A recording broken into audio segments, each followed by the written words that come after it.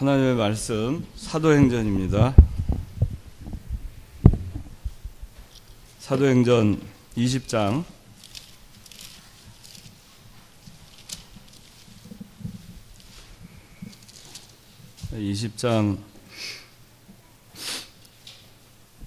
22절입니다.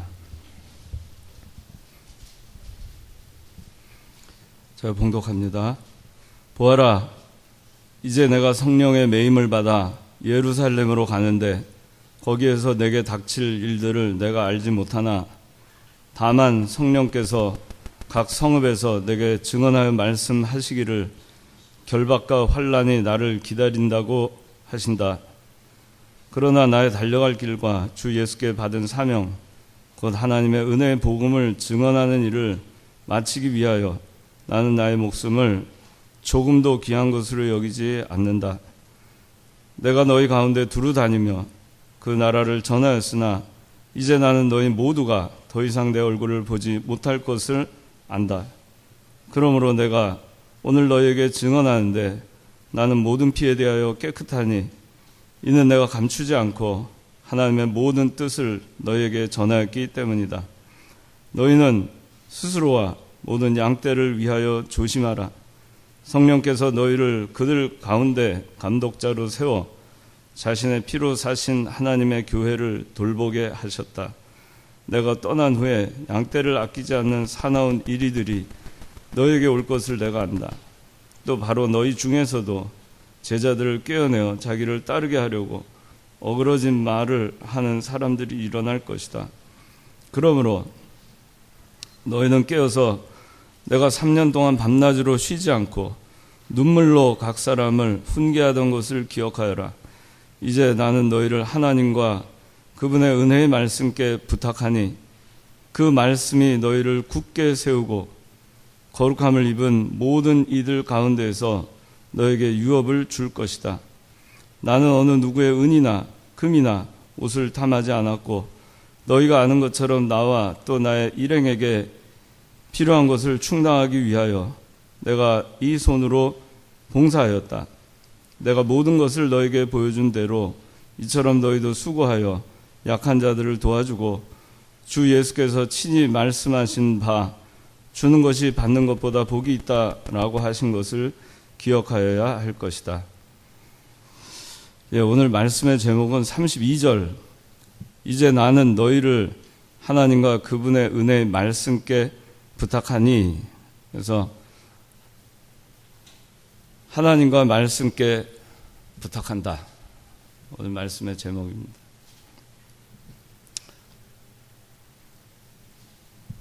오늘 원래는 제가 이 본문을 준비하지 않았습니다. 오늘 원래 제가 준비한 본문은 요한복음 17장이었습니다. 오늘 아침까지 요한복음 17장으로 11절에서 23절 성도를 위한 그리스도의 기도라는 제목으로 성도의 보전을 위해서 기도하시고 또 성도가 진리로 거룩하게 되기를 위해서 기도해 주시고 성도가 하나 되기를 위해서 기도하신 예수님 십자가 못 박히기 직전에 하신 기도 내용을 가지고 하려고 하였으나 오늘 교회 오전에 불미스러운 일도 있었고 했기에 또 여러분들 제가 어쨌든 성령의 감동으로 이 본문을 해야 되겠다 마음을 조금 전에 먹게 됐습니다. 그래서 갑자기 말씀을 하게 됐습니다. 이 말씀은 2009년 제가 이전에도 한번 이청년부에서 설교를 한 적이 있습니다. 저는 이 말씀을 굉장히 가슴 깊이 새기고 있는 말씀입니다. 제가 정신무장을 해야 되거나 신앙적으로 무장을 해야 될 때 이 말씀을 제가 읽습니다. 이 말씀을 읽을 때 제 가슴을 후벼 팝니다. 이 말씀은 이병기 목사님이 1965년에 고 김현봉 목사님 아현교회 목사님 소천하셨을 때 장례식을 치르게 됩니다. 장례 예배를 이병기 목사님이 리어카의 김현범 목사님을 실어서 성도들이 쭉 해서 한 1000명이 넘는 그 교인들이 아연고개를 넘어서 그래서 장례를 치르게 됩니다. 그 장례를 치를 때 다들 울었습니다. 그런데 이 사도행전 20장 22절에서 38절까지 이병기 목사님께서 증거하셨습니다. 장례 예배 때. 일반적인 그 장례 때 드리는 본문과는 다른 내용이죠. 그 핵심이 뭐였냐면은 하나님과 그분의 은혜의 말씀께 부탁한다는 것이었습니다. 교회는 우리가 하는 것이 아니고 김현복 목사님이 하는 것도 아니고 이병기 목사님이 하시는 것도 아니고 아연교회의 운명은 하나님과 그분의 은혜의 말씀께 부탁한다는 것이었습니다. 아연교회는 얼마 안 지나서 쪼개졌습니다. 4개로 갈라졌습니다. 그 중에 하나가 창관교회입니다. 이병기 목사님은 1965년에 아연교회 강단에 서시고자 했습니다. 누가 봐도 이병기 목사님의 적자라고 김현범 목사님의 계승자라고 했기 때문에 강단에 섰습니다. 섰는데 이병기 목사는 강단에서 끌려 내려왔습니다. 나뒹구셨습니다.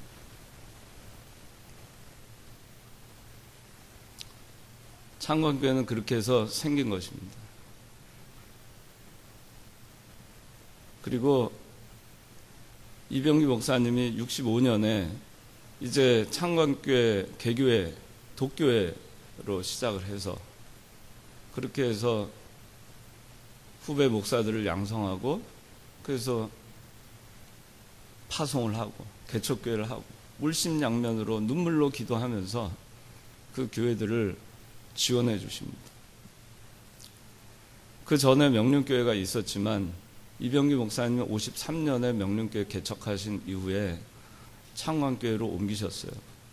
제가 어렸을 적에 이병기 목사님이 오전에는 창관교회, 오후에는 명륜교회 오셔서 설교를 인도하셨습니다.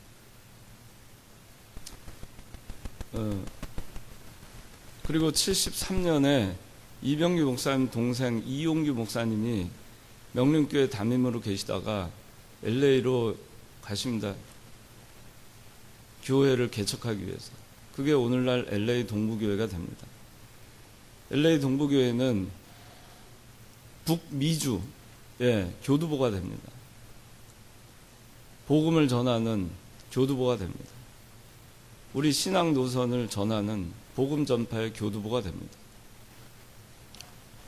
그렇게 해서 오랫동안 창관교회와 명륜교회 그리고 LA 동부교회 이렇게 해서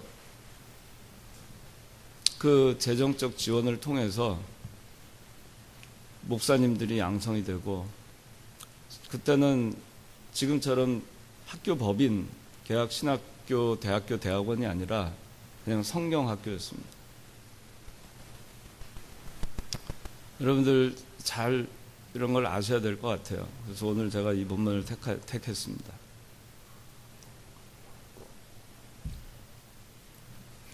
그래서 성경학교를 통해서 많은 목사님들이 배출됩니다. 당시에 그 목사님들 지금 오늘 우리 교회에 오신 목사님들 다수가 그 중에 포함되어 있는데 초기에 이병기 목사님한테 은혜를 받고 그리고 목사 안수를 받은 분들입니다. 우리 교단에 어찌 보면 원로라고 해야 되겠죠. 어르신들이라고 해야 됩니다. 그분들은 제가 학력을 얘기해서 적절치 않은지 모르겠지만 아셔야 되겠게 말씀드립니다. 학교를 제대로 나오지 못한 분들이 많았습니다. 세상에 나가서 무엇을 해야 될지 참 난감한 상황에 빠져있던 그런 분들 많았습니다. 이병기 목사님이 그분들을 거두어 먹였습니다. 거두어 먹이시다가 창관교회 나오고 그분들 거둬 먹이시다가 신학해라, 주의를 해라 권면하셔서 또 이병규 목사님이 도와줘서 학비도 해주고 생활비도 해주고 창관교회에서 먹이고 입히고 재우고, 그때는 창관교회 지금 고등부실 있죠? 고등부실, 중등부실, 그 다음에 그 예전에 일청년부실이 있던데 거기가 성령학교 강의실이었습니다. 거기서 주간에는 강의를 하고, 그래서 제가 청년부 때는 창원교회 청년부에 신학생이 많았습니다. 한 절반 정도가 신학생입니다. 오늘 오신 목사님들 가운데서도 제가 청년부 때 같이 했던 목사님도 계십니다. 제 학교 선배도 있습니다. 세월이 지났습니다. 이병규 목사님이 2009년에 85세가 되시던 해입니다.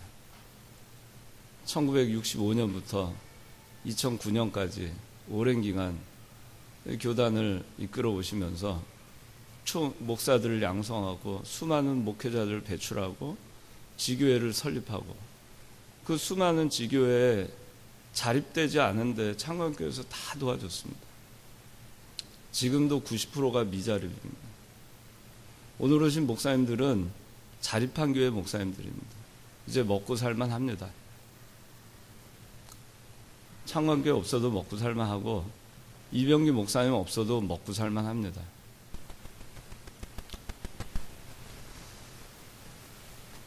(2009년에) 총회장 선거하는 날, 그날 이병규 목사님이 은퇴를 하십니다. 총회장 은퇴 선언을 하시고 또 이 본문 설교를 하셨어요. 사도행전 20장. 그때는 이미 교단이 많이 무너져 있을 때입니다. 여러분들한테 그런 얘기를 전하지 않았던 것은 여러분들 은혜 받는데 지장이 있기 때문에 전하지 않았습니다. 그러면서 어떻게 하든지 총회가 하나님 아버지 앞에 바로 나가기를 힘썼습니다. 그러면서 이 목사님은 안타까운 마음에 총회장 은퇴하시면서 이 설교를 하셨는데, 제가 그때 설교 들으면서 울었습니다. 이 설교 들으면서 목사님의 마음이 느껴져서, 오죽하시면 이 설교를 또 하실까. 여러분들이 그 역사를 알아야 됩니다. 오늘 제가 이 목사님한테 들은 그 본문을 다시 정했습니다. 여기에는 이렇게 말씀이 나와 있습니다. 보아라, 이제 내가 성령의 매임을 받아 예루살렘으로 가는데 거기에서 내게 닥칠 일들을 내가 알지 못하나 다만 성령께서 각 성읍에서 내게 증언하여 말씀하시기를 결박과 환난이 나를 기다린다고 하신다. 이병규 목사님 일생 사시면서 성령의 매임을 받아 예루살렘으로 가는, 거기 결박과 환난이 있어도 그 마다하지 않고 가는 신앙으로 정도를 걸어오셨어요. 우리는 그 신앙을 배운 겁니다. 원리 원칙과 정도를 걷는 신앙, 성경대로 하는 신앙. 예루살렘에 올라가면 뻔히 환난과 결박이 있을 것을 알면서도 그렇게 가는 겁니다.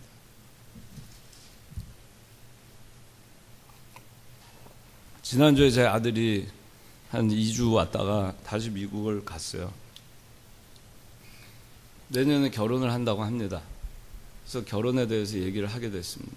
결혼식을 어떻게 할 것이며, 사람들을 어떻게 초대할 것이며, 어디에서 할 것이며, 어떤 순서를 할 것이며, 어떤 내용을 할 것인가. 내년에 하는데 뭐 청첩장 안 돌리기로 했고, 딱 가족과 친구들만 150명 양가 부르기로 했고, 미국에서만 하기로 했고, 축의금도 받지 않기로 했어요. 거기까지 다 동의됐습니다.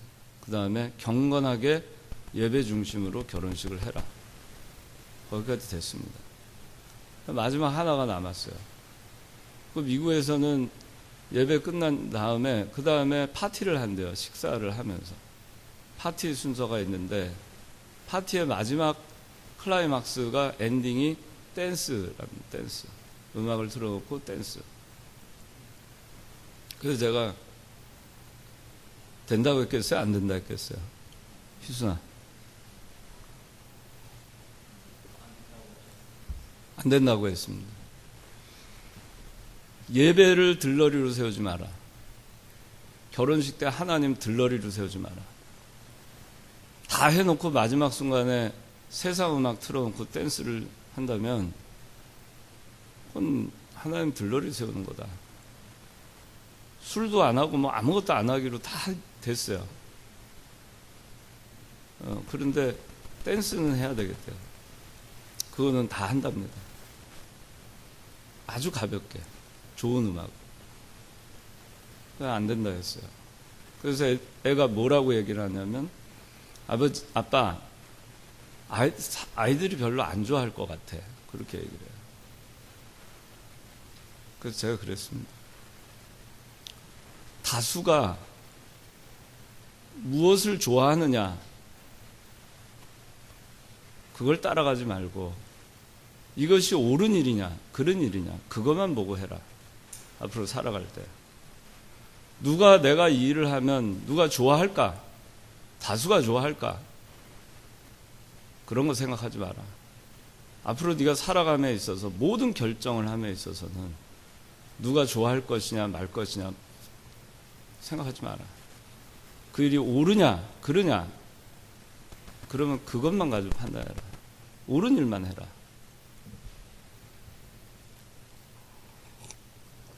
그래서 그러기로 했어요. 안 하기로 했습니다. 이병규 목사님이 정도를 걸어가시는 신앙 정신을 우리에게 무장시켜 주셨고 계승하셨어요. 이건 사도 바울의 신앙입니다. 그리고 그리스도의 신앙입니다. 청교도의 신앙입니다. 청교도는 그 고향 산천을 배 한 척의 몸을 의지해서 대서양을 건너서 그 척박한 그 추운 그 북미에 그쪽으로 이민을 갑니다. 거기서도 또 많은 사람이 죽어가지만 그들은 오로지 신앙 지키는 거 그거밖에 없었어요. 정도를 걸어가는 거. 우리가 무엇 때문에 예수를 믿는가? 무엇 때문에 교회를 나오는가? 무엇 때문에 신앙생활을 하는가? 그거는 성경대로 살기 위해서입니다. 성경대로 살기 위해서. 그 이외에 아무것도 필요 없어요. 사도 바울은 예루살렘의 결박과 환란이 기다릴 걸 알면서도 올라갔습니다. 오늘 1965년에 이병규 목사님이 아현교회에서 당하셨던 그 교회의 모습이 오늘 창건교회에 재현됐습니다.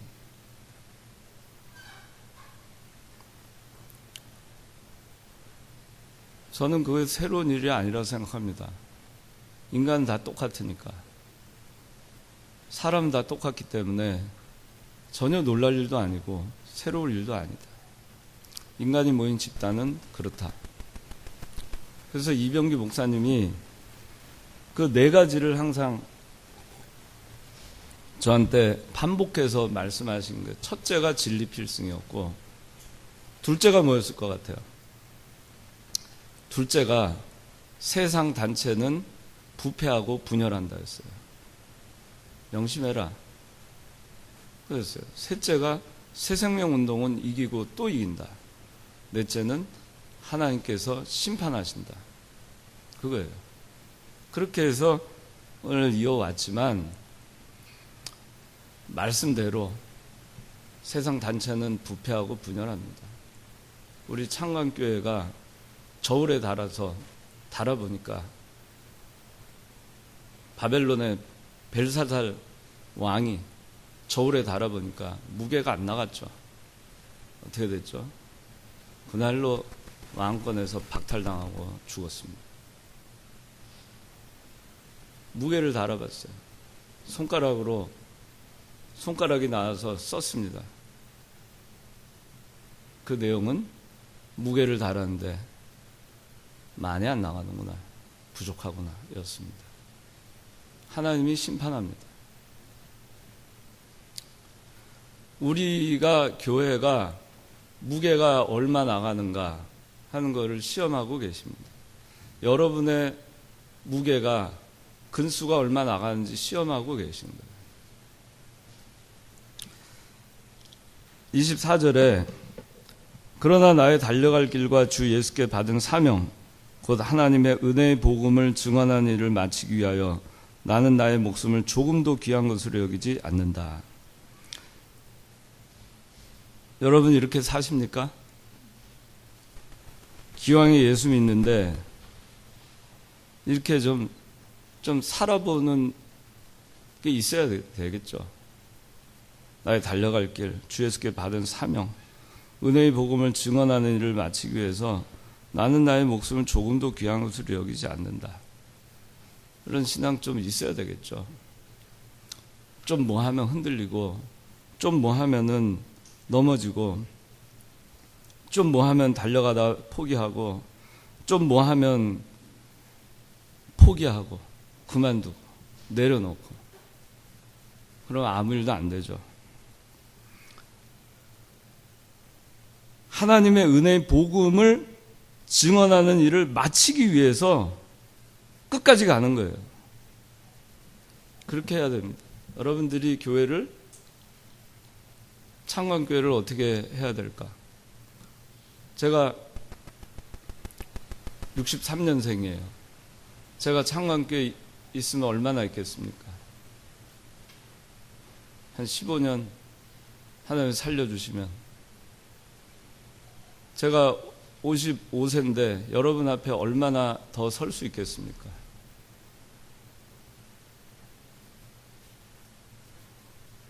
제가 뭔가를 하고 싶다고 해서 할 수 있는 게 아니고 하기 싫다고 해서 할 수 없는 것도 아닙니다. 주 예수께서 맡겨주신 그 사명은 그렇게 하는 게 아닙니다. 여러분들에게 하나님 사명을 주실 겁니다. 이 교회, 그건 여러분들의 것이고 하나님의 것입니다. 어떻게 해야 될까? 어떻게 교회를 세워나가야 될까? 어떻게 하는 것이 교회를 진짜 바로 세워나가는 것일까? 여러분들 고민해야 됩니다. 여러분들이 너무 이 창관교회에서 편안하게 이 좋은 음식을 먹으면서 살아왔어요. 이제 하나님이 여러분들을 달아보십니다. 그리고 달려갈 길 달려가는가? 하나님의 은혜의 복음을 증언하는 일을 마칠 때까지 그 사명을 감당하는가? 하나님께 받은 사명 감당하는가? 그걸 하나님이 보실 겁니다. 그럴 때 자기 목숨 때문에 목숨 부지하려고, 체면 부지하려고, 양심 팔아먹고 그렇게 하는가? 아닌가? 하나님께서 보실 겁니다. 사도 바울은 목숨을 조금도 귀한 것으로 여기지 않고 달려갈 길 다 갔어요. 사명을 잘 감당했습니다. 우리도 그렇게 합시다. 25절에 내가 너희 가운데 두루 다니며 그 나라를 전하였으나 이제 나는 너희 모두가 더 이상 내 얼굴을 보지 못할 것을 안다. 그러므로 내가 오늘 너희에게 증언하는데 나는 모든 피에 대하여 깨끗하니 이는 내가 감추지 않고 하나님의 모든 뜻을 너에게 전하였기 때문이다. 이제 사도 바울이 고별하는 겁니다. 이제 예루살렘으로 난 간다. 예루살렘으로 가서 사도 바울은 체포되고 그리고 로마로 압송됩니다. 그건 여러분들이 잘 압니다. 예루살렘에 갔을 때 종교 지도자들에 의해서 사도 바울은 죽을 뻔합니다. 또 재판을 하기 위해서 예루살렘 어디로 데려다 달라 하면서 40명의 사울을 죽이기 위한 자객들이 대기하고 있습니다. 사울을 죽일 때까지는, 사도 바울을 죽일 때까지는 먹지도 않고 자지도 않겠다고 마시지도 않겠다 하는 그런 자객들이 40명이 대기하고 있습니다. 그러나 그 가운데서도 하나님은 바울을 지켜주셨고 폭풍 가운데서도 바울을 지켜서 로마로 가게 하십니다.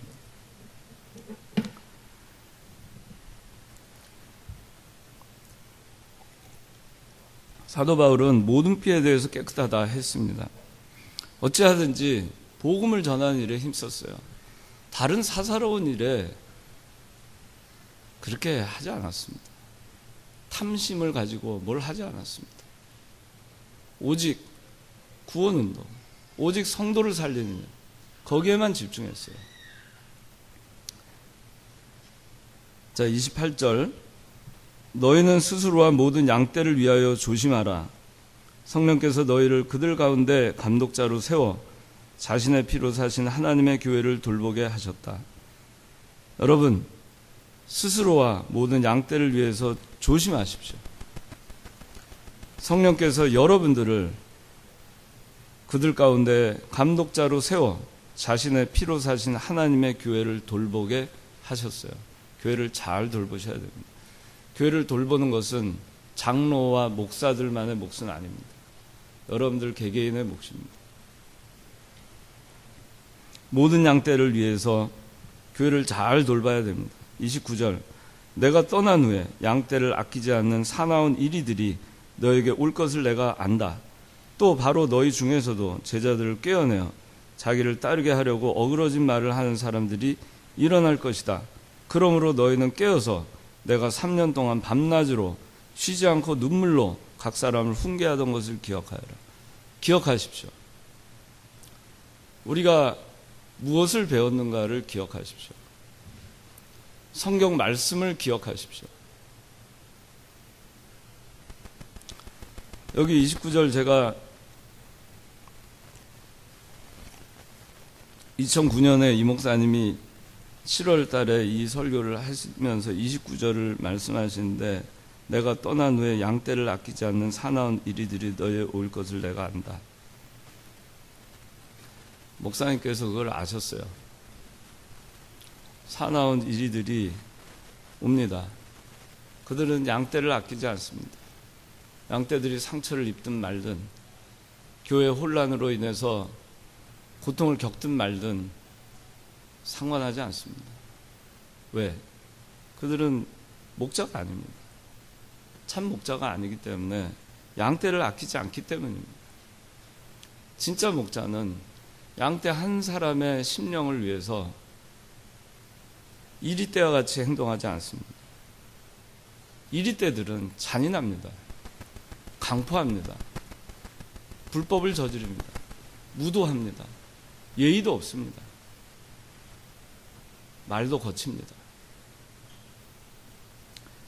또 바로 너희 중에서도 제자들을 꿰어내어 자기를 따르게 하려고 어그러진 말을 하는 사람들이 일어날 거예요. 30절. 우리 이 청년부에도 그런 청년들이 있었어요. 지금은 이 자리에 없습니다. 1청년부에도 있습니다. 저는 제 뱃속에서 난 자식들이 어떻게 그렇게 되는지 참 너무 안타깝습니다. 똑같이 배웠는데, 똑같이 저한테 배웠는데 어떻게 하나는 이렇고 하나는 저럴 수 있을까? 그래서 생각했어요. 아담에게도 가인과 아벨이 있듯이 노아에게도 셈과 함과 야벳이 있듯이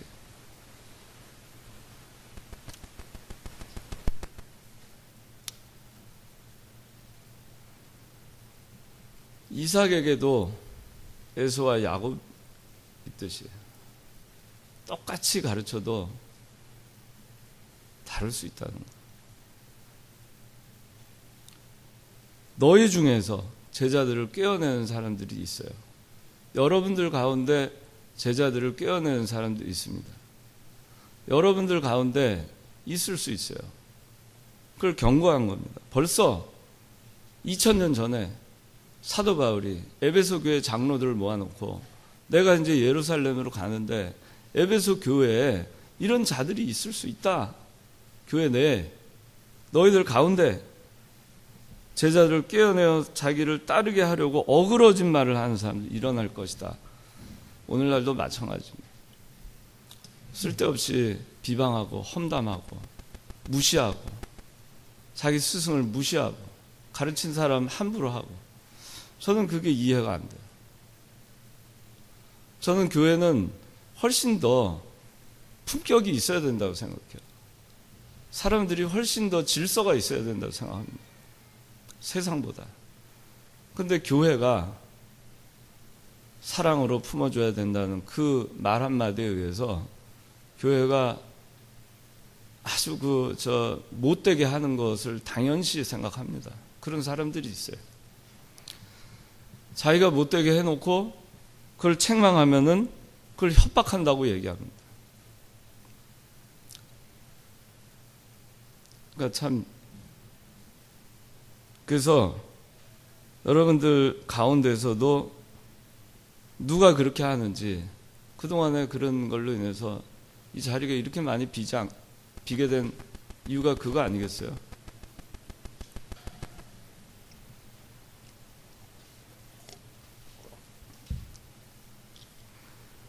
(31절에) 그러므로 너희는 깨어서 내가 3년 동안 밤낮으로 쉬지 않고 눈물로 각 사람을 훈계하던 것을 기억하여라. 기억 안 합니다. 기억 안 하니까 그렇게 되는 겁니다. 배운들 무슨 소용이 있겠어요? 배워도 아무 소용이 없어요.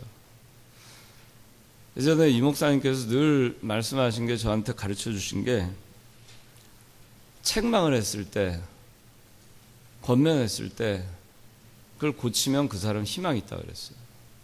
그런데 책망을 했는데 가로 나가면 희망이 없다 그랬어요. 그래서 책망을 했는데도 계속 가로 나가는 사람이 있으면 목사님께서 안타까워하시면서 저 사람 불쌍하다 그렇게 얘기하셨어요. 우리는 기억해야 됩니다. 배운 거를 잘 기억해야 됩니다. 무시하지 말고. 그런 사람이 돼야 돼요. 여러분들이 아무리 똑똑하고 그 젊은 혈기로 올바른 것을 분별할 수 있는 것 같아도 여러분들 나이가 들어보면 그렇지 않다는 걸 깨닫게 될 겁니다. 이병규 목사님이 눈물로 우리를 훈계하던 걸 기억하십시오. 사도 바울이 눈물로 에베소 장로들을 불러서 훈계한 이 말씀을 기억해야 됩니다. 32절에 이제 나는 너희를 하나님과 그분의 은혜의 말씀께 부탁하니 그 말씀이 너희를 굳게 세우고 거룩함을 입은 모든 이들 가운데서 너에게 유업을 줄 것이다. 사도 바울은 그러면서 사람 믿을 거 없다. 에베소 교회는, 그 교인들은 하나님과 그분의 은혜의 말씀께 부탁한다 그랬습니다. 하나님과 말씀께 부탁하고 떠났어요. 누구를? 에베소 교회와 교인들을.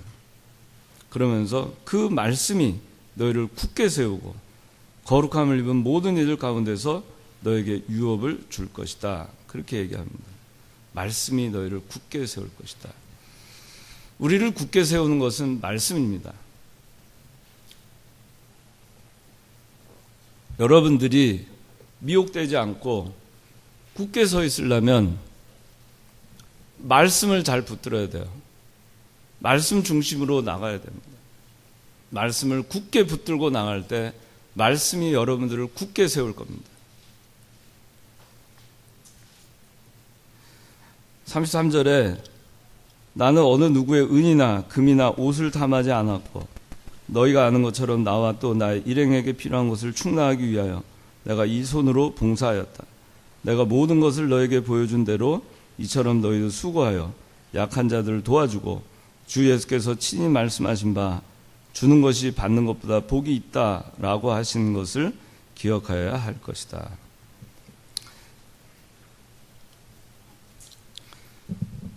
제가 좀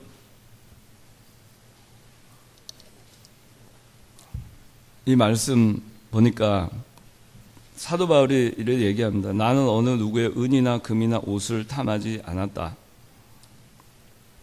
또 필요한 것을 충당하기 위해서 내가 이 손으로 봉사하였다. 또 주는 것이 받는 것보다 복이 있다. 그렇게 바울이 얘기합니다. 바울이 그렇게 살았다는 겁니다. 항상 그런 마음으로. 주는 것이 받는 것보다 복이 있다. 그 마음으로 살았다는 겁니다. 이게 예수 믿는 사람들이 가져야 되는 기본 자세 아니겠어요? 여러분들 그렇게 살려고 노력하잖아요. 주는 것이 받는 것보다 복이 있다. 어떻게든지 베풀어 주려고 그러고 살잖아요. 그렇죠? 사도 바울이 이런 얘기, 어느 누구의 은이나 금이나 옷을 탐하지 않았고 필요한 것을 충당하기 위해서 내가 이 손으로 봉사했다, 이 말을 하는 것은 아마 사람들이 사도 바울이 다 해먹었다, 그런 얘기를 했기에 이런 얘기를 한 것 같아요. 사도 바울이 다 해먹는다. 은이나 금이나 뭘 탐해서 저 복음 전파를 한다. 헌금 받아가지고 자기 개인 뭐를 한다. 그러니까 변명을 하는 겁니다. 탐하지 않았고 필요한 것은 내 손으로 봉사해서 충당했다고 얘기합니다. 그리고 나는 주는 것이 받는 것보다 낫다, 복이 있다, 그렇게 살았다, 그 얘기를 하는 겁니다. 여러분들 저를 좀 보세요. 제가 변명을 좀 하려고 합니다. 여러분들이 알아야 됩니다. 제가 아까 나가서 얘기도 했지만 저는 많은 의혹을 받고 삽니다. 어차피 제가 아니라고 해도 참 그 의혹에서 벗어나기 너무 힘듭니다. 오늘 제가 이 얘기를 하면 여러분들이 또 저에 대해서 뭐라 할지 모르겠습니다. 제가 일청년부 청년들, 임원들 불러다가 책망을 했는데 그게 공갈 협박으로 그들에겐 비춰졌는 모양입니다. 또 제가 나는 교회 돈을 할 만큼 그렇게 사는 사람이 아니다, 해명하기 위해서 제가 설명한 것이 자기 과시라고 또 화살이 돌아왔습니다. 과시한다, 협박한다. 또 청년들 앞길을 죽는 날까지 끝까지 쫓아가서 매장시킨다 하더라. 뭐 녹음했다 그러니까 여러분들이 궁금하시면 제가 그런 말을 했는지 직접 들어보십시오. 일청년부 임원들을 제가 면담을 했고 책망했습니다. 왜?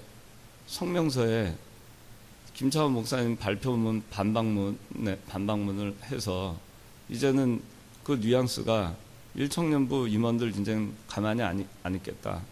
김차원 목사님 똑바로 하세요. 그냥 말만 점잖게 표현했지 결론은 그거였습니다. 녹음 들어보면 알 겁니다. 녹음했다고 하니까. 제가 너희들 읽어보라고. 이게 김차원 목사님 협박하는 걸로 보여 안 보여? 다시 읽어봐. 하니까 그렇다고들 했습니다. 가만히 안 있겠다.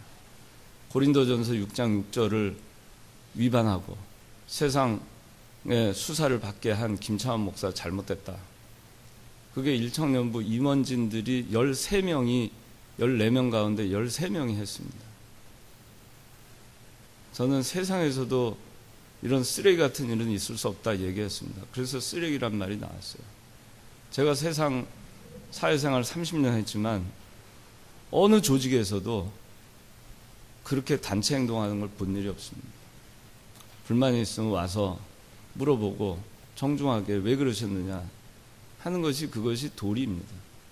도대체 이 교회에서 무엇을 배웠는지 그렇게 무도하게 하면서 그걸 책망했습니다. 세상에서는 그런 사람들 쓰레기도 그런 짓 안 한다.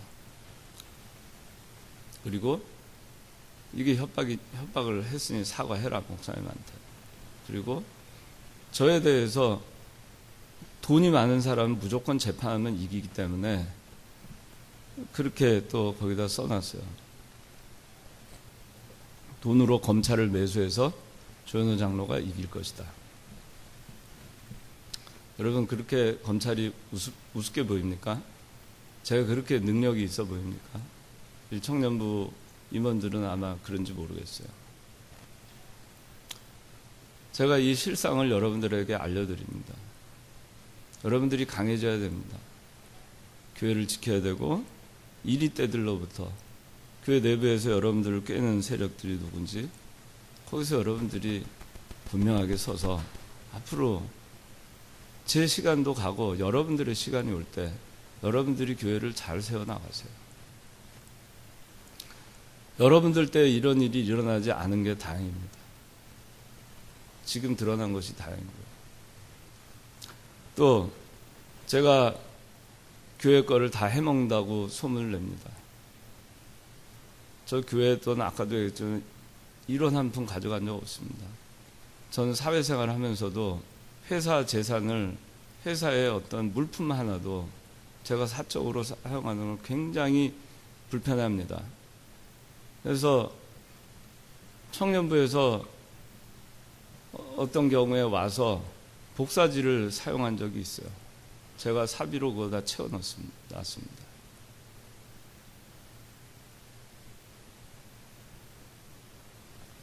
제가 사회생활을 하면서 그렇게 안 살았어요. 안 살았는데 그렇게 제가 교회 거 해먹는다고 얘기를 합니다.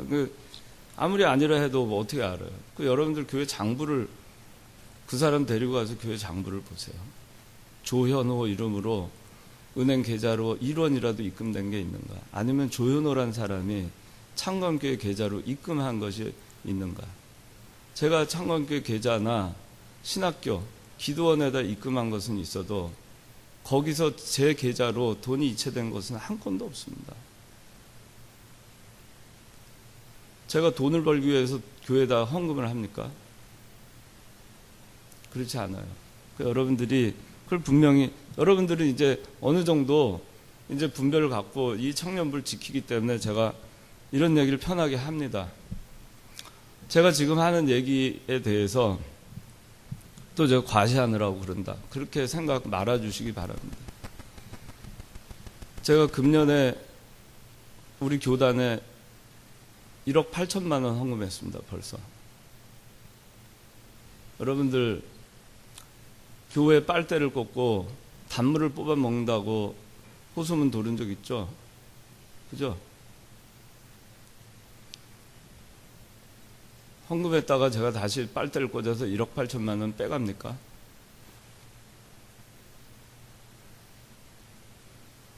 단 한 푼도 제가 1원도 교회에서 돈 가져간 적이 없습니다. 그거는 하나님이 아시고 여러분들이 통장을 보시면 아시고 다 입증될 수 있는 겁니다. 그런데 왜 그런 거짓말을 하는지 저는 도무지 알 수가 없어요. 또 교회를 제가 사유한다. 여러분, 교회 사유할 수 있습니까? 불가능합니다. 교회의 재산은 대법원 판례상 교인의 총유입니다. 여러분들 교회 성도들 하나하나의 것입니다. 제 마음대로 못합니다. 마음대로 하면은 어떻게 되는지 아세요? 남의 재산을 횡령한 죄로 감옥에 갑니다. 우리 교회 재산 많습니다. 아마 시가로 치면 한 400억 될 겁니다. 땅값만 해도. 재산이 많죠? 400억을 횡령하면은 제 남은 인생 감옥에서 살다가 죽어야 됩니다. 400억 써보지도 못하고. 그런 말도 안 되는 허위 사실을 목사님들이 오늘 오전에 와서 얘기를 합니다. 그게 어떻게 가능합니까? 신학교 학교법인이 있어요. 여러분들 잘 아세요. 잘 아셔야 돼요. 학교법인 광주에 있는 신학교 있습니다. 기도원 선교센터 있습니다. 그 선교센터 설립할 때 제가 변호사 써서 이 목사님 지시를 받아서 했습니다. 그래서 제가 배임, 횡령, 창관교회 재산을 임의로 횡령해서 재단을 설립한 자로 온통 교단 목사들한테 소문이 나 있어요. 전 그런 사실이 없습니다. 창관교회에서 공동회를 했고 다 해서 여러분들 기억날 겁니다. 출연한 데 동의하시죠?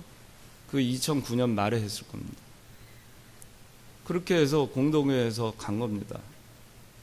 그런데 그것을 이 목사님 2010년에 재단이 형성되니까 그때는 이 목사님이 아까 제가 읽어드렸죠. 어느 목사가 이 목사님에 대해서 한 말. 사이비 교주도 이렇게는 안 한다 이러면서. 그러면서 배임 횡령, 뭐 세습 다 해먹으려고 자기 사위한테 세습시켰다.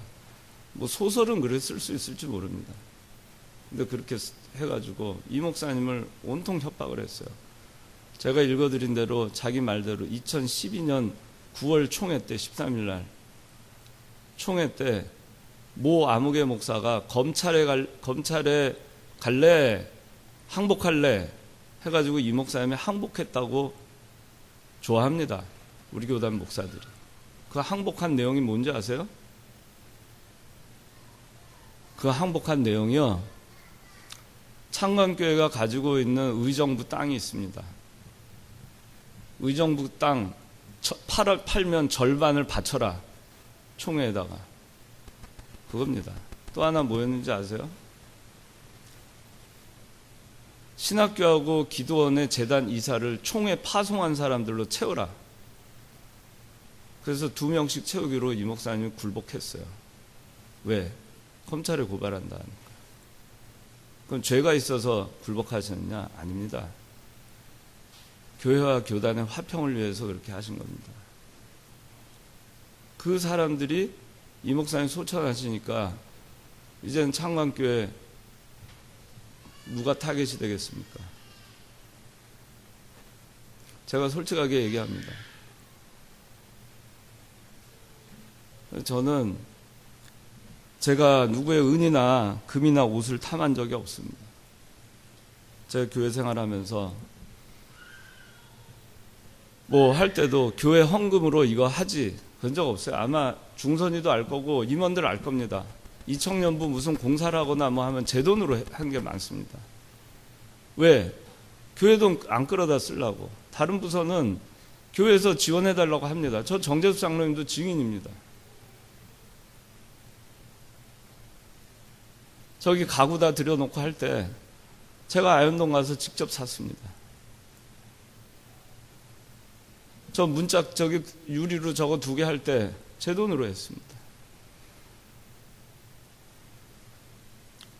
여러분들이 제가 이렇게까지 얘기를 제가 이게 해야 되는 상황이 온 게 참 제가 너무 슬픕니다. 이렇게 얘기를 해야 사람을 믿는가? 이렇게 얘기해도 안 믿는 사람들도 있어요. 교회는 거룩해야 됩니다. 교회라고 해서 함부로 다른 사람에 대해서 무책임하게 말을 해서는 안 됩니다. 그거는 교회에서 그 사람을 사랑으로 용납해 줘야 된다, 그게 아닙니다. 그건 교회를 허무는 일이고 사람을 죽이는 일입니다. 십계명에 저보고 간음했다 그러는데 그건 십계명 6계명을 범하는 겁니다. 살인하지 말라. 살인하는 겁니다.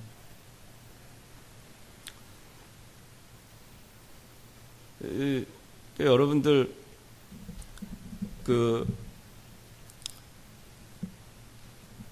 돌아가신 이 목사님이 참 많은 그걸 당했어요.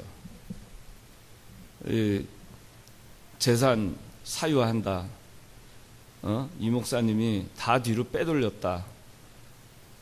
저기 정재섭 장로님 계시지만 정재섭 장로님 얼마나 또 곤욕을 치른지 모릅니다. 재단법인 이사장이거든요. 정재섭 장로님이 제 바지 저고리랍니다. 또 어떤 사람은 조현호하고 김창훈이 정재섭 장로의 바지 저고리라고 합니다. 누구 말이 맞습니까? 둘 다 틀립니다. 그냥 사명 감당하는 겁니다. 여러분들 그런 얘기 들으면 좋겠어요? 그런 얘기 하면 좋겠어요? 그러면 시원합니까? 언젠가 여러분도 교회를 맡아서 책임자의 위치에서 일을 하게 될 때가 올 것입니다. 그리스도인으로 사는 것이 어떤 책임을 지고 구원운동을 하는 위치에서 일을 할 때가 여러분들 반드시 옵니다. 여러분들 그런 일을, 저와 같은 일을 당할 때 여러분들 싸우지 마시고 교회 화평을 위해서 기도하시고 그 가운데 교회 분열되지 않도록 미리 예방하시고 그렇게 여러분들 잘 해서 창광교회를 이병규 목사님이 2009년 총회 마지막 고별 설교 때 하신 이 설교의 말씀에 있는 것처럼 사도 바울이 에베소 장로들에게 권면한 것처럼 내가 너희들과 이 교회를 하나님과 말씀께 부탁한다. 말씀이 너희를 굳게 세워주기를 기도한다. 저도 기도합니다. 기도하겠습니다. 하나님 아버지, 우리 창광교회를 말씀께 부탁합니다. 사람들은 하나님의 말씀을 배척하고 또 눈물로 가르치고 기도했던 스승의 뜻을 배반하고 또 사람들은 서로가 서로를 불신하며 이렇게 나갈 때 저희가 그래도 사도 바울이 에베소 교회에 떠나면서 에베소 교회의 미래가 보였기 때문에 눈물로 3년이나 가르치고 그리고 또 떠나면서 이렇게 고별 설교를 하면서 이리때들 오는 거 조심하고 내부의 이리때들 미혹받지 않도록 조심하라고 권면하고 말씀께 부탁한 것처럼 하나님, 오늘 우리 창광교회, 오늘날 창광교회에도 에베소 교회와 같은 시련이 있습니다. 환란이 있습니다. 하나님과 말씀께 우리 교회를 부탁합니다. 우리 사람은 할 수 없습니다. 여기 모여있는 이 청년부 청년들, 이들을 하나님과 말씀께 부탁합니다. 저희들이 말씀에 굳게 서게 하여 주시고 말씀이 저희를 굳게 서게 하여 주시옵소서. 그리하여서 저희들이 창광교회를 이어나갈 때 하나님의 유업이신 이 창광교회를 잘 이어나갈 수 있도록 은혜 베풀어 주시옵소서. 예수 그리스도의 이름으로 기도드리옵나이다. 아멘.